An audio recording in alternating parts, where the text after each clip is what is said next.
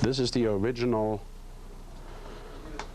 first edition from London, April 18, 1942. So maybe we want to take the sizing sheets off. We'll put them back on there because this is the only copy I think we have.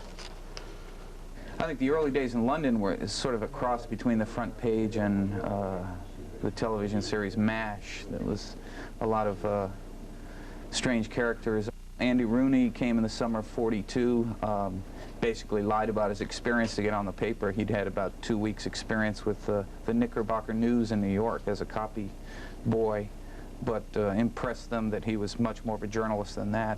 One of the things that I've really learned about Andy Rooney is that he was a bona fide war correspondent. He was right in the middle of all the big stories on the fronts. He wasn't a desk person.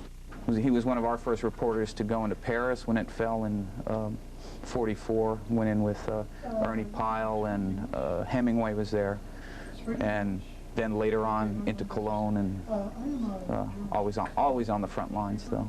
It's a wonderful shot. This is our G.I. Joe, as you can't get it any better, because he sits in the rubble in World War II and reads the stripes. 7th is 5 miles from the Reich. So this is going to be our theme shot. So that's your theme. That sums up everything. That's basically our mission, I think, to serve the GI with a daily newspaper. And this says it all because he's got dirty boots, all he's got, no food, but he's got his weapon and Stars and Stripes. What about this one right here? This is a very famous Stars and Stripes photo. Randy's great Eisenhower photo.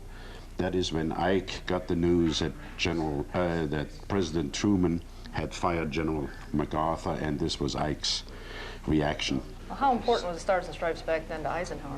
Very, very important. And Eisenhower was our biggest supporter, and he often had to keep, as I understand it, General Patton and a few other people in line who wanted to be sure that we made their unit look good in print. But Eisenhower was a firm believer in freedom of the press, and one of the big supporters of the Stars and Stripes. And there's one of our favorite GIs in uniform, just about Look at that hair. 2 weeks before he was discharged, and Usera complained that we ran Elvis with such long hair because he was already getting ready for stage, and he let his hair grow out. But some of the vintage stuff that may or may not get in there. Is that the one you guys use? Is it as much fun, do you think, on Stripes as it was back then in the early days? I've interviewed about 40 World War II veterans from Stripes. All say that their time with Stars and Stripes was the most exciting times of their lives. And